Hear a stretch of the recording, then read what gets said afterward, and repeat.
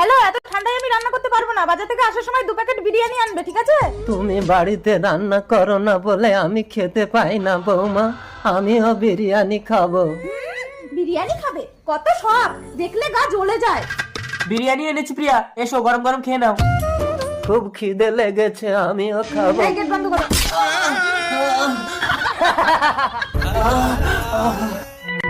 কালীচরণ মন্ডল কে আছে?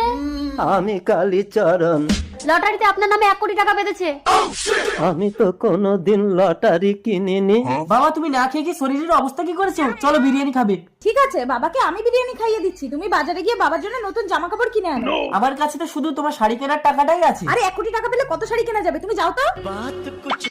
বাবা চলুন, বিরিয়ানি খাবেন।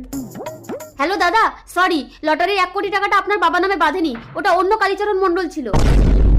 হ্যালো প্রিয়া।